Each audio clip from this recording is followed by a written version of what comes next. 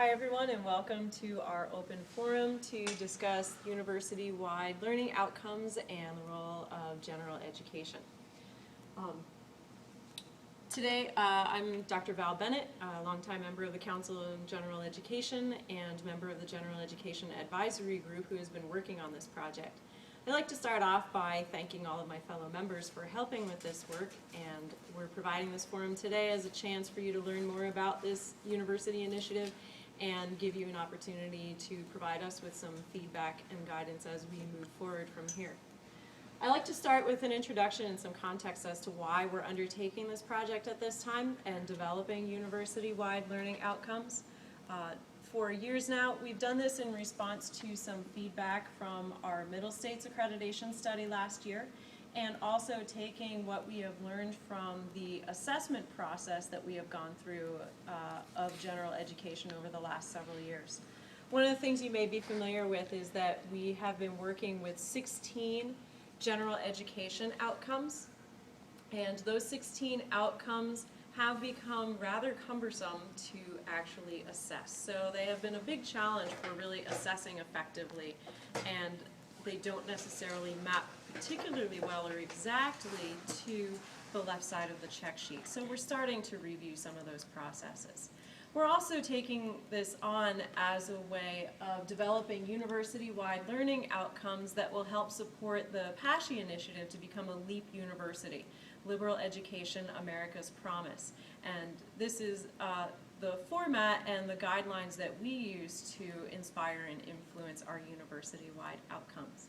So we're hoping that the Clarion university-wide outcomes can become an overarching guiding principles that not only support Clarion's new mission and vision statements, but become guiding principles to help all of the programs and departments as they develop their own program outcomes and assessment plans as well.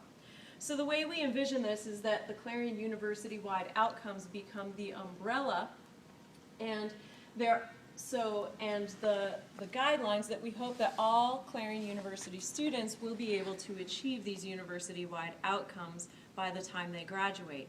Now, the way that these outcomes are achieved can be through a variety of means. They can certainly be through the programs and majors that students choose, and this is where the program outcomes support the university-wide outcomes. In addition, but we don't necessarily expect that every major or every program will address all of them, and this is where other pieces come into play to complement what students learn through their programs. And those may come from general education courses that will fill in the gaps that are not covered by the program, and additionally through co-curricular activities that can also provide opportunities for students to learn and additionally support those university-wide outcomes. So we are looking at the university-wide outcomes again as that overarching principle, and we hope to see that program outcomes will support and feed into those university-wide outcomes. The courses within different programs usually have their own learning programs within courses that feed into program outcomes. In the case of general education courses, those courses should also have learning outcomes at the course level that will feed into either a program or directly into those university-wide outcomes.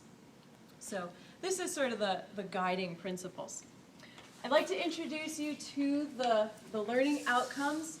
The phrasing and wording of these outcomes has been adapted from the AAC&U LEAP outcomes, but we've tried to craft these in such a way to be very comprehensive so that all programs and all courses and even co-curricular programs and activities can envision some way that they are feeding into these university-wide outcomes. So there are four main outcomes. The first one, students will mature in their understanding of the creative, natural, social, and cultural forces that shape the world. This is focused primarily on the breadth of knowledge that we hope students will gain by the time they graduate. The second one, students will develop intellectual inquiry and problem-solving skills leading to application of theory into practice. This should be the guiding outcome where students will develop many of the skills that they will need in any area. And we envision examples in this particular case to include things like reading skills, writing skills, communication skills, quantitative skills, critical thinking skills, information literacy. So a lot of the skills that really span many different programs, but have been highly valued by employers and graduate programs. The third one, students will commit to personal and professional ethical responsibility. So this gets at some of the values that students will develop through their academic and co-curricular experiences. And finally, students will integrate and apply their learning across general and specialized fields. So one of the university outcomes is certainly that by the time students are graduating from Clarion, they will be able to integrate the information and skills that they have learned in a variety of different contexts and settings and be able to apply those in new settings as well. So these are our 4 outcomes. We have also begun the process of creating some guidelines and examples of the types of evidence and things we are looking for in terms of assessment of these outcomes. And we hope that as programs develop their own assessment plans, we will be able to use some of their information to also assess these university-wide outcomes. We look at the role of general education as really being responsible for assessing these university-wide outcomes, but we see the possibility that students may achieve these outcomes in a variety of different ways, as I mentioned before, either through their programs, through courses designated specifically as general education courses, or through their co-curricular experiences. I'd be happy at this point to open up the floor for any questions or discussion. People have comments or feedback they'd like to provide. Val, could you say a bit more about the assessment process, sort of at all levels, and how that works? Sure.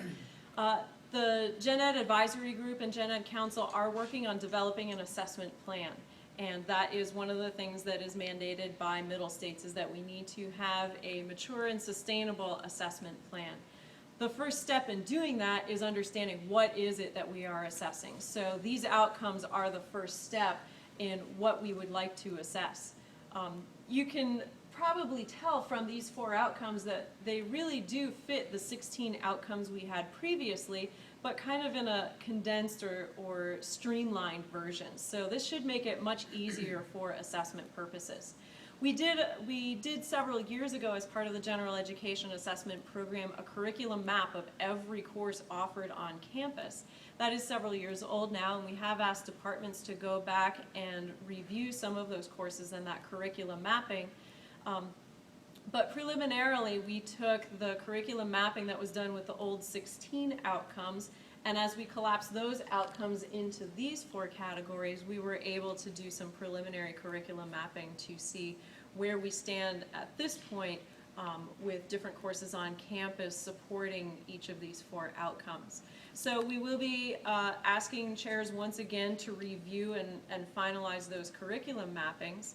And as Gen Ed moves forward and courses come through the Council on General Education for approval, one of the things that you have noticed recently, if you've submitted a proposal to Council on General Education, is that our check sheet has, or our application form and cover sheet has been updated. Now every proposal that comes through does need to include within it an assessment plan. So an example of a rubric or some sort of artifact from that particular course that we can draw upon as part of our assessment plan as evidence supporting achieving one of these learning outcomes or the specific learning outcome. The I-flag would be a good example of one of the most recent ones that we are looking for those assessment plans. So are you still going to keep the flag system in Gen Ed? That's our next step, is as we get these approved through the entire university as well as administration and officially adopt these outcomes and develop our assessment plan, one of the next steps is to then review the Gen Ed left side of the check sheet per se and see how well it actually supports and aligns with these outcomes as well. So we'd like, at the very least, to organize that side of the check sheet to reflect these outcomes and be able to map the specific course requirements. We are strongly considering keeping the flag type of system, but we're open to suggestions and ideas. So if you do have questions or concerns, I definitely urge you to speak to your General Education Council representative with your ideas and questions. Other questions? Who determines whether or not the assessment has been met, in a sense? We're working on that also. I believe it's going to be the role of the Council on General Education to collect the materials and the artifacts and evidence and review it to see if it supports this. But since we are looking mainly for course-embedded assessments, we are looking for the feedback and the expertise of the faculty who are teaching those courses to provide us with evidence and give us their personal assessments of whether they think the outcome has been met and achieved. So that will feed into the Gen Ed Council's review of this material. We're still working on if we'll be looking at advisory groups, maybe pulling together faculty who will focus on being sort of content experts, for example, for particular pieces of evidence to do some more general types of review as we compile additional ones. But the faculty who collect the artifacts and evidence within their courses, we do value their expertise and their judgments. But there's program assessment and then there's class assessment, so we have to be careful. How do we separate that out so we're not sort of just duplicating class Sure. assessment and saying, oh, well, we've met the class, therefore we've met the program. Right. And that's where general education is going to look at multiple pieces of evidence. So if it's met in one course but not another, this is the role of general education to kind of draw those multiple pieces of evidence from multiple sources and be able to kind of come up with a summary assessment in that case.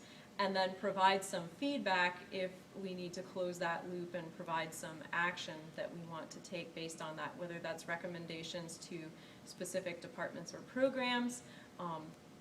You know, we're not in the business of wanting to dictate what faculty teach in their courses, but if, you know, we're using university-wide learning outcomes and we develop our programs to provide program level outcomes, then we should, as good teachers, have course level outcomes that are supporting that. And if I can kind of go back to the flow chart here, if the course level outcomes are being met and those course level outcomes are directly supporting a university-wide outcome, we're hoping that those pathways of support can provide us with good evidence.